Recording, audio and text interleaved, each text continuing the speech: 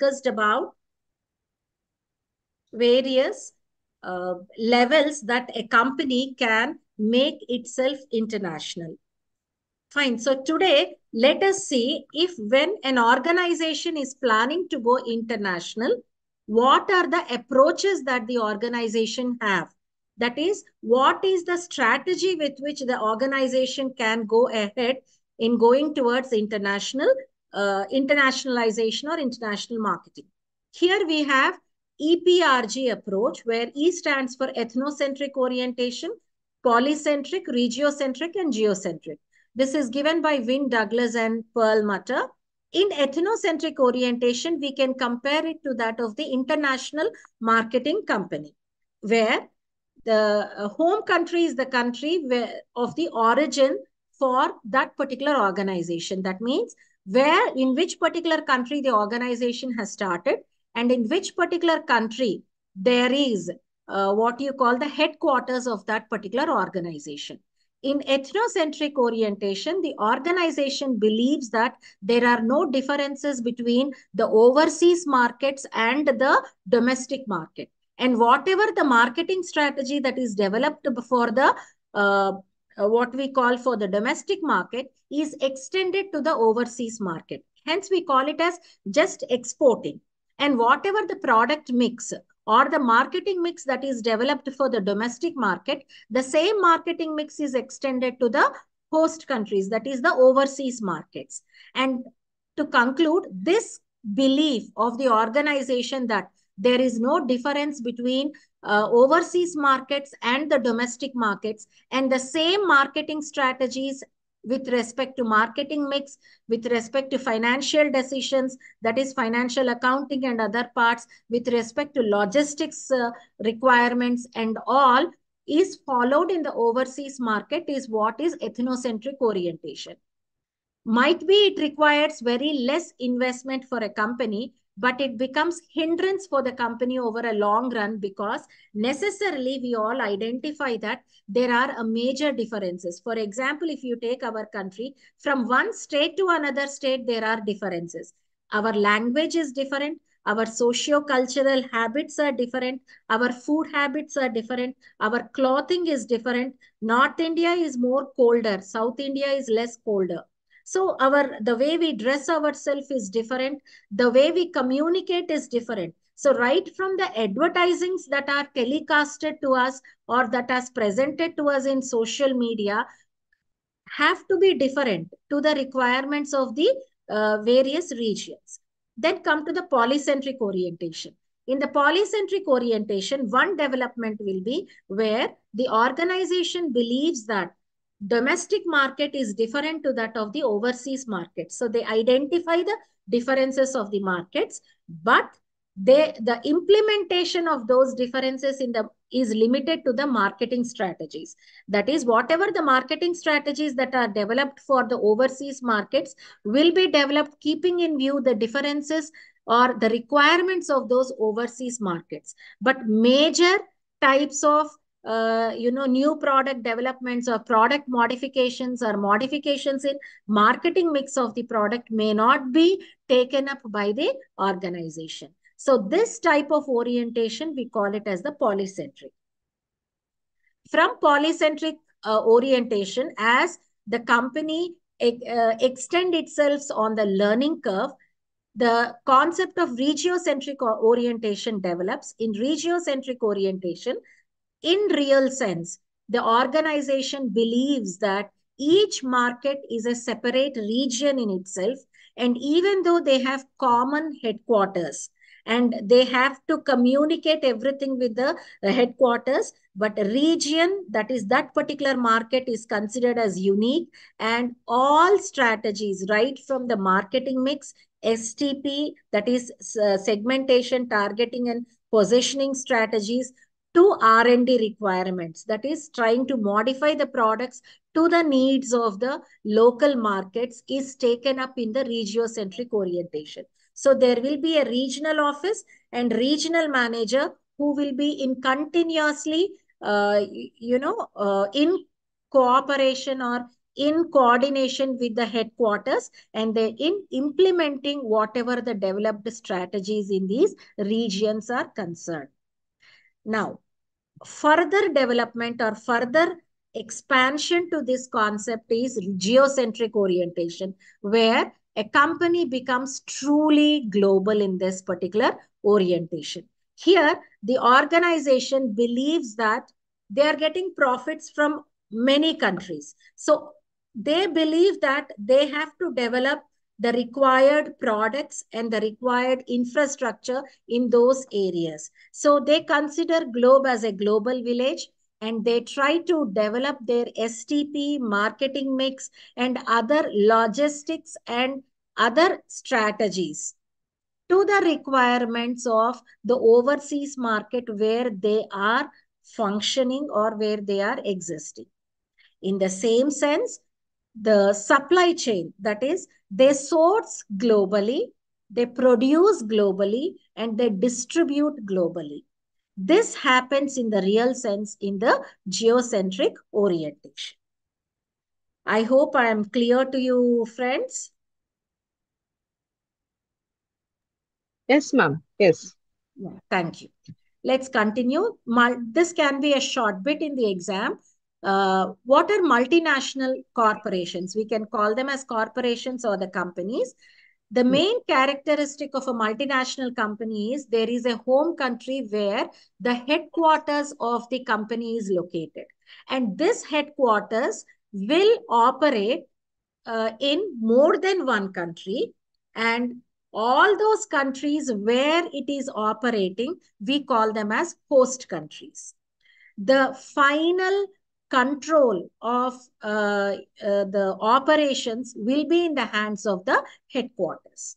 So that is the main characteristic of a multinational company. So multinational companies are not truly global companies. Global or transnational companies have more broader approach and a broader acceptance when compared to the multinational companies.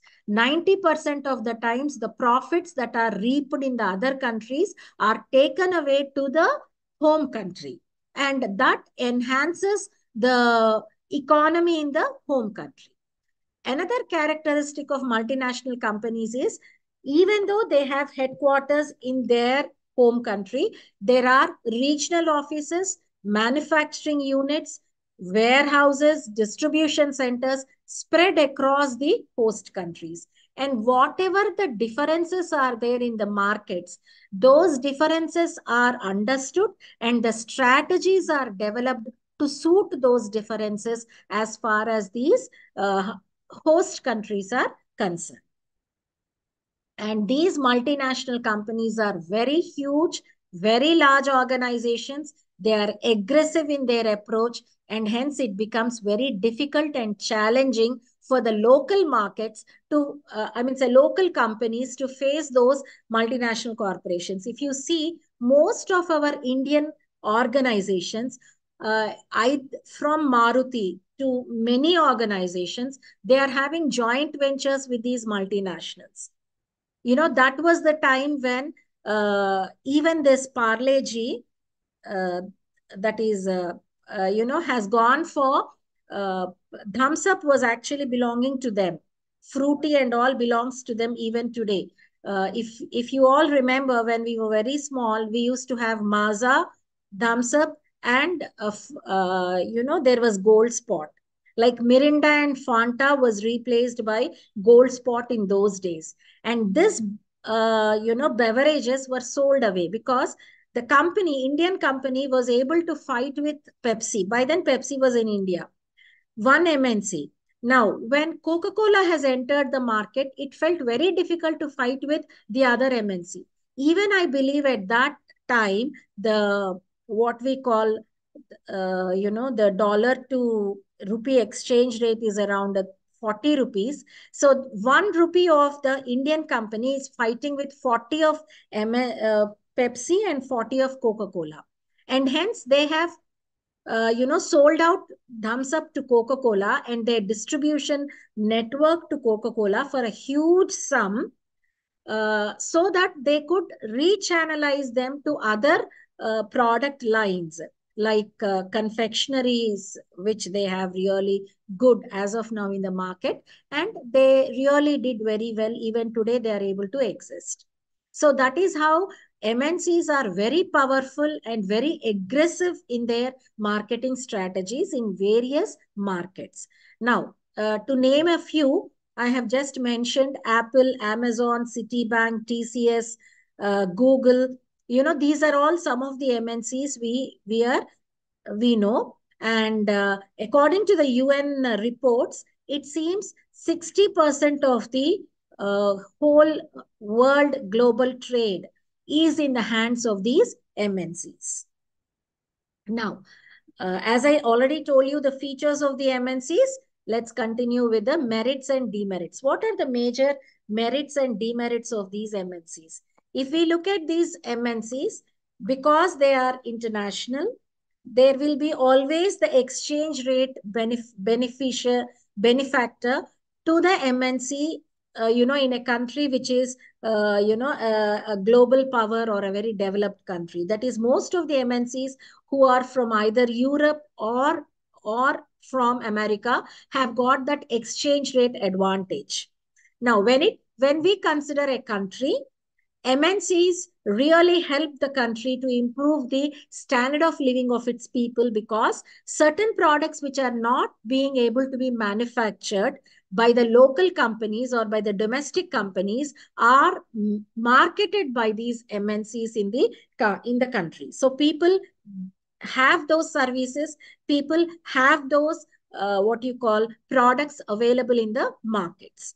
They are the sources of lot of R&D and technology transfer that happens usually with these MNCs. When an MNC enters a domestic market, there is a technology transfer, and the new technology gets improves definitely the working industrialization in the country, and it contributes to the GDP of the country.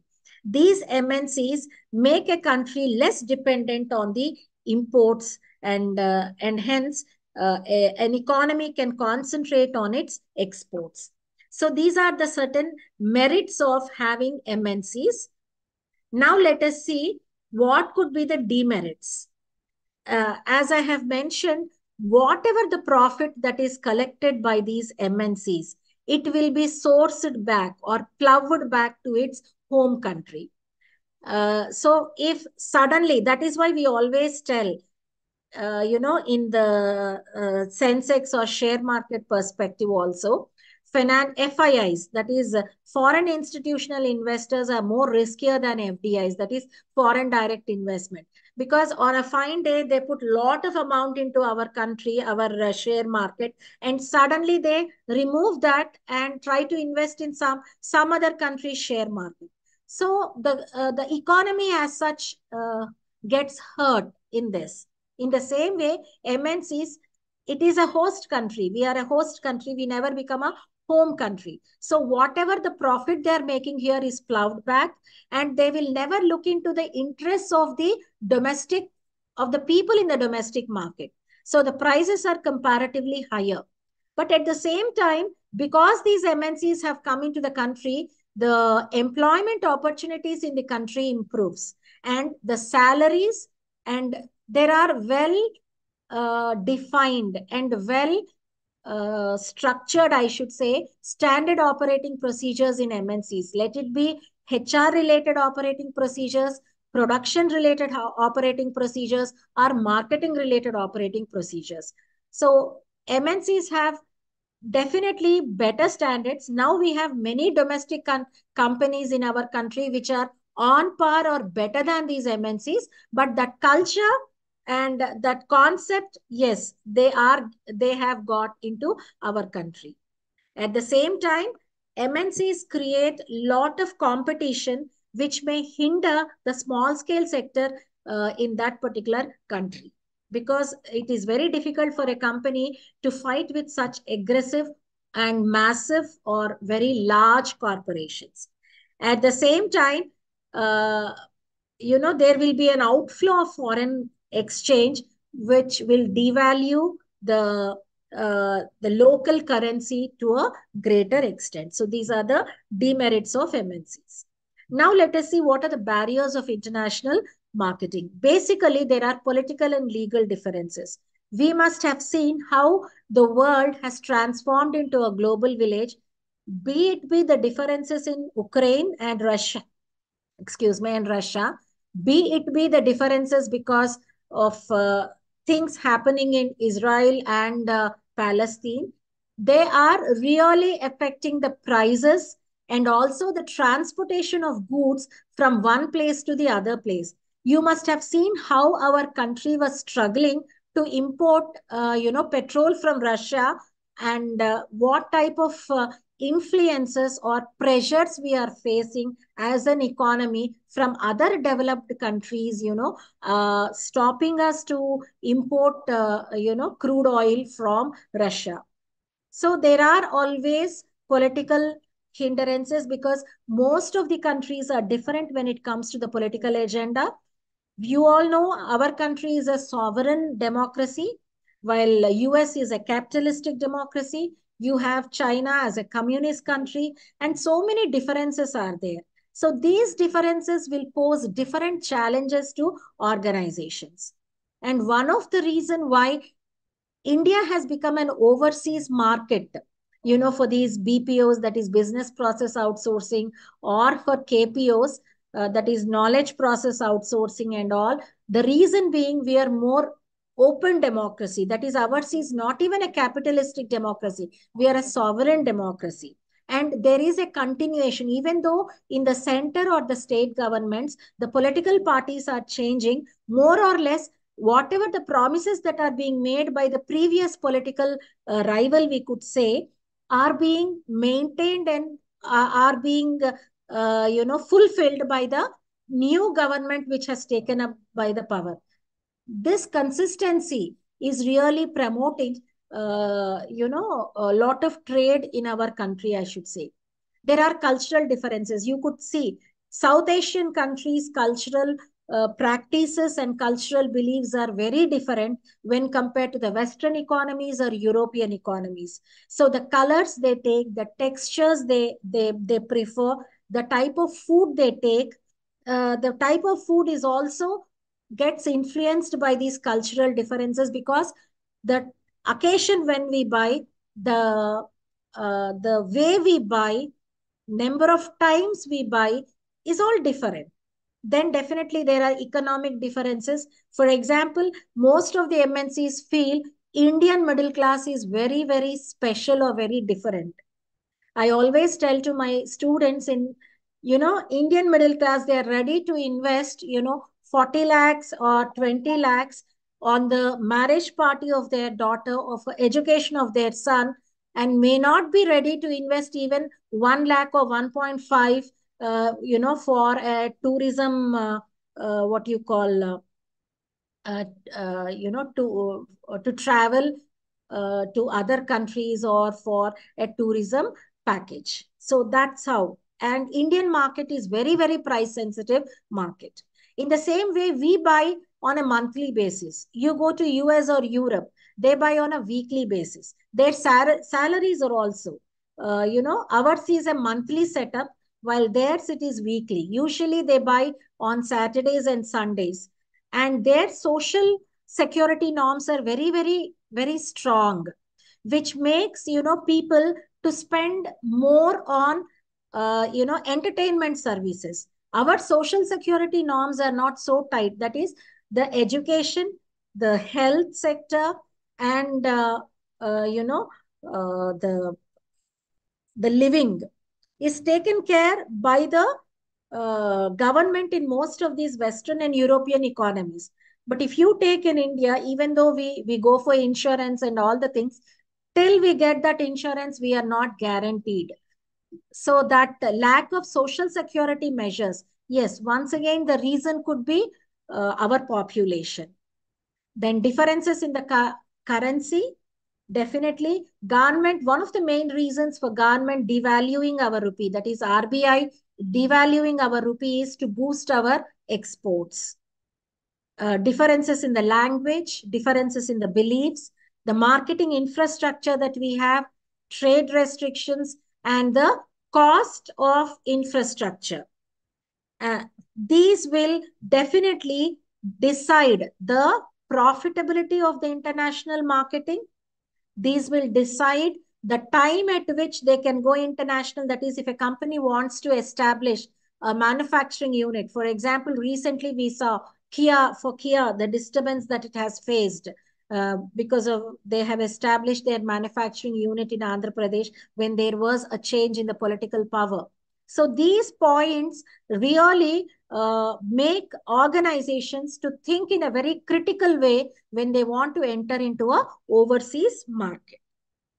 Now let us continue. This is your second concept in your syllabus, International Marketing Environmental Analysis.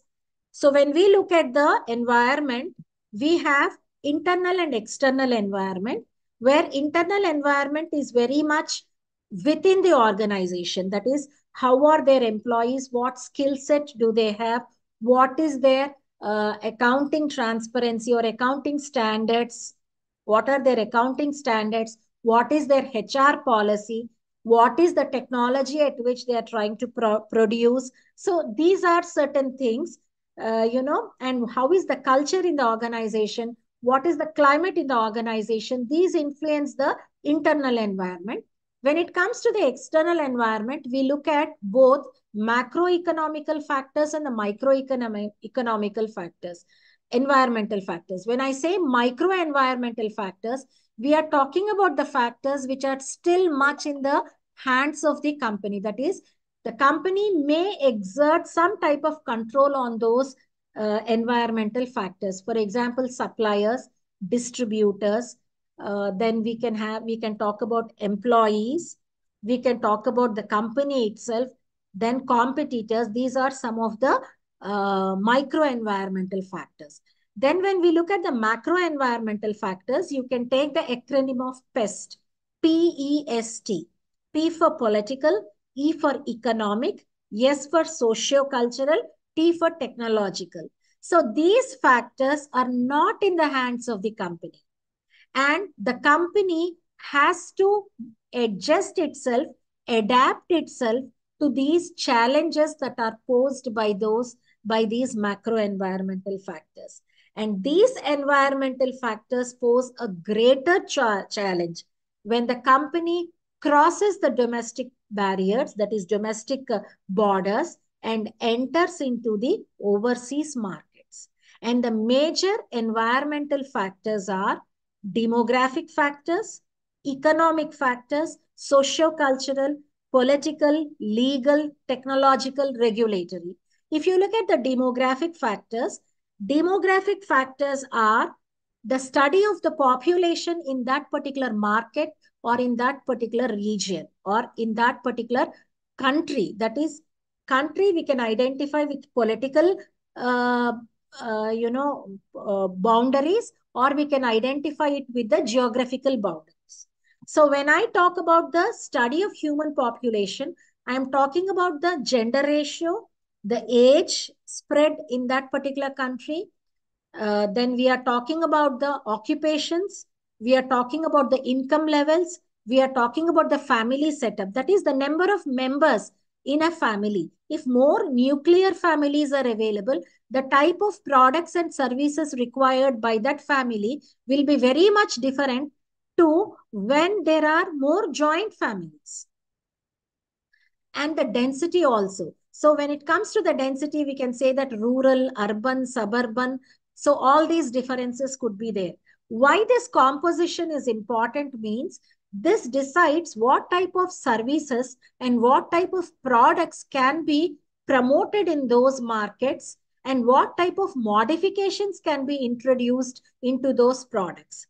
For example, we can look at the even education level. Why is that many countries are interested in India? Because we have the availability of the skilled workforce. We have a great number of engineers, a great number of technocrats, that is BSc students, you can say, MSc students, you can say, commerce graduates, you can say, management graduates, you can say. So these are all the skilled workforce that is available for much cheaper salaries. If you talk about $1,000 being provided in US, as you all are well aware of, they're talking about the 80,000 rupees, and 80,000 rupees to 1 lakh rupees as a salary in our country is a decent salary. So, but for $1,000, they are going to get no one there in US. So they are ready to have a FDI in our country and open their outsourced overseas establishment in our country. Uh, and this decides the type of products and the packaging of the products. Like if you take Maggie itself, you have a 5 rupee pack, you have 120 rupees pack. Definitely, if there is the child below 6 years, only single child, we may go for a 5 rupee pack. And if it's a joint family or there are more number of people, we will go for 120 rupees pack. So the challenge for the company is how many of 5 rupee packs I have to manufacture, how many of 120 rupees pack I have to manufacture. Like this, you take, personal care products. You may take ACs also. How many of 1 ton ACs I need to manufacture, 2 ton ACs I need to manufacture, or 4 ton ACs I need to manufacture.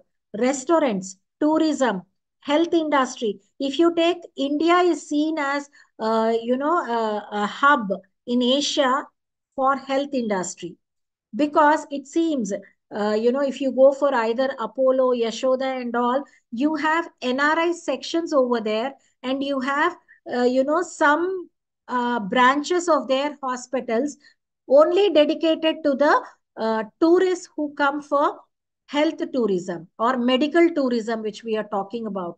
Then adventurous tourism. Whatever this Avatar movie has come, it is it is believed that in some parts of China, that movie was produced. So they have developed a tourism package like Avatar tourism package, where it attracted lot of foreign tourists. So this is the importance of understanding the demographic environment, and to a great extent, demographic environment influences the price, the product, that is, it could be the packaging, it could be the features, it could be the models that are required, and the distribution setup also, and the size of the retail outlet, the size of the what you call the supermarket and all. So the distribution network, and finally the promotion also. How do you advertise? What social media you will consider? Because each market may have a different social media platform being watched by different age groups, people from different educational backgrounds, and people from different interests also. So all these has to be strategized, and for that, a complete understanding of demographic environment is a must. Now let us look at the economic environment. When we are talking about the economic environment, we are talking about the factors that affect the buying power and the spending power. I think by now you all are aware of what we call as the discretionary income and the disposable income. And whatever the FMCG products we are exporting, or a company tries to sell, FMCG means fast moving consumer goods. That is, those goods you buy every month or every week, mostly personal care products, food and groceries and all. It all depends upon the what we call the economic status, that is the purchasing capacity of that particular market. So the economic environment of a country decides the opportunities and ultimately the profit that a particular organization is going to get. And economic advancement of a country is characterized by what is its gross national product, what is the per capita income, and what is the consumption level. Government is always putting a lot of stress in India, because even today, the nutritional content, you know, per capita nutritional content of an individual in our country is far less when compared to many of the Western economies and European economies, for that matter, even the Middle East also. Now, what is the population growth rate? What is the type of capital investment that is happening in a country? These are all very, very important, because if there are good infrastructure available in the country, ultimately the distribution cost for the company reduces, and the company will be able to reach its customers at less expenditure when compared to the other markets which are more difficult. For example, African countries, the infrastructure is not that well developed in some parts of the African countries. Okay. And our neighbors also you can consider. So these economic factors will definitely influence the spending patterns and the purchasing power of the people in a particular country, and that will further influence what type of a product can be marketed and at what price it is marketed, which will influence finally the profitability for the company. Now let us look at the socio-cultural environment that is available in a particular country. Why social norms are very important? Nowadays, there is a lot of stress upon socially responsible behavior, and the world, is talking about uh, social, corporate social responsibility, and global standards also in terms of reducing the greenhouse gases and all these things. So when we talk about the social and cultural factors, we are talking about the religion being followed in that particular market, the language being spoken, the customs, traditions, and the family setup in that particular, market, and the social institutions. That is, what is the basis? In our country, family is the social institution. The family is the basis of our society, ultimately. So there is an increased emphasis on ethics and socially responsible marketing and socially responsible business behavior that has to be expressed by the international company that is trying to market to these overseas markets. Let me just give you a simple example of the importance of what you call the culture. If you take our culture, even today, any marriage party or any marriage, what we call uh, function which we are talking about, the attire we try to have, okay, the type of food we try to serve to our customers. I can't say customers, but invitees, decides the type of products we buy. Okay, definitely the dress code is different. We are going to a office, the dress code is different. And the transportation that we are using is also so different. 10 years back, Ola, Uber, these were not practical in our country because smartphones were not so many in our country. But now, with the smartphones and UPI, really it revolutionized the way India is and the way India is looked upon by other countries. So there is a need for marketers to understand the local culture and modify their products to the needs of the local culture. Then let us talk about the technological environment. When we talk about the technological environment, we are talking about the technology being followed by manufacturing units, the technology being followed by the government. I think our generation still remembers when separately we used to go to the what you call electricity department, pay the electricity bill, go to the bank, take a check, and then withdraw money from the bank. Now with the technological advances, be it be ATM, be it be e-seva centers or me-seva centers of the government, even government has become technologically advanced with their online portals. be it be one window clearance for companies, that is for organizations and individuals. This helped to develop, a lot of new businesses, and the rate at which we are progressing also has become speeded up with this technological advances. And during COVID time, we must have seen, because of implementation of this technology, the production capacity in our units has increased so much that we were able to manufacture these vaccines in large quantity. Okay. Of course, our population has made us to develop such level of production capacities within us, but technology has really speeded up that uh, production thing. And we were able to get more than 60% of Indians vaccinated, because by then the government has developed well connected, vaccination, I could say vaccination network for children. The same vaccination networks that were taking care of vaccinating children was used to vaccinate our people, that is the population. So we are able to see one technology is developed for one particular purpose, but being used for many else. Now, how this technological environment creates a pathway for an organization is what the government's approach is with respect to the technology. Is the government open for the technology?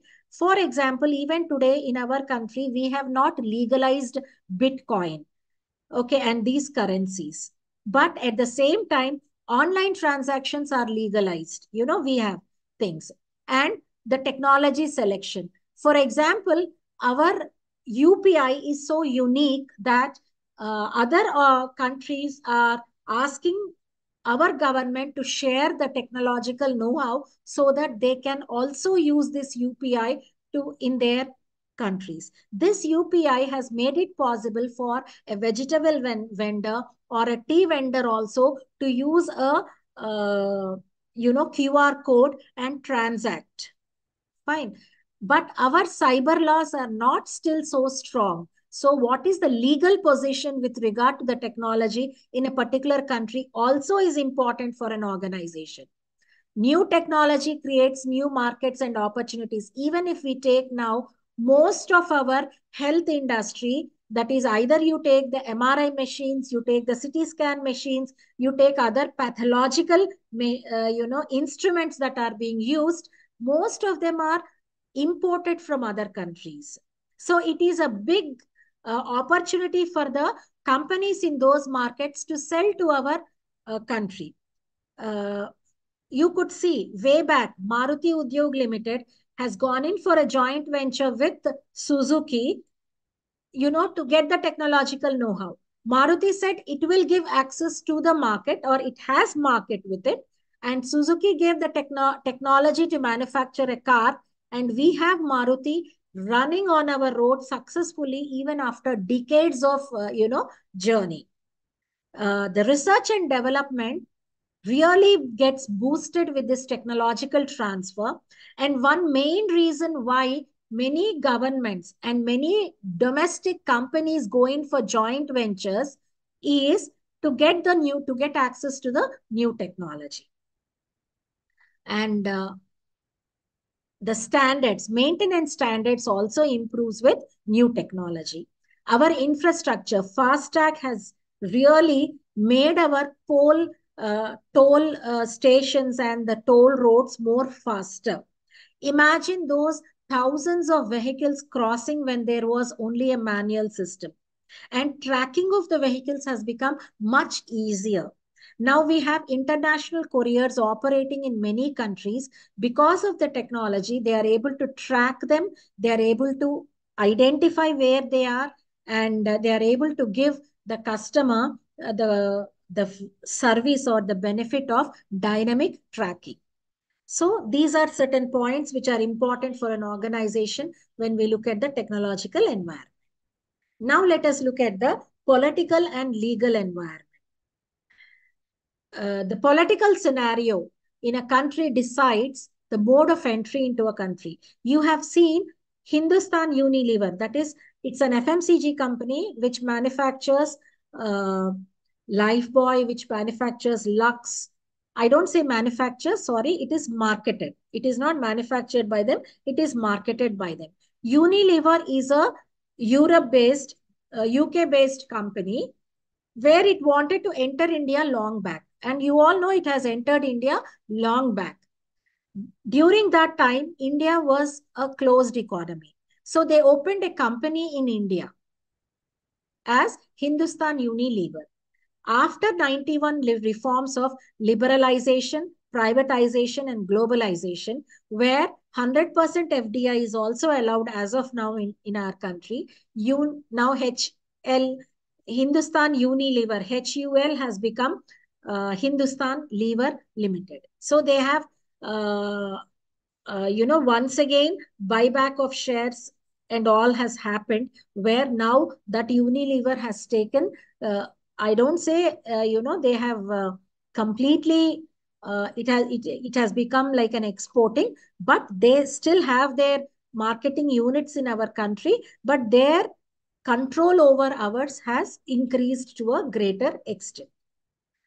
Foreign governments may intervene in a company's marketing program in the following ways. And that's where it's important to understand. First one is the supply and delivery of goods and services are controlled because there are so many contracts, contractual agreements, and whatever the goods are being delivered in the foreign land have to cross through customs and all, and hence the role and the control of the government will be there. The registrations and enforcement of trademarks, brands, and the labeling restrictions becomes very, very important. Recently, I read in the newspaper where a particular company, I'm not naming the company, uh, it was it was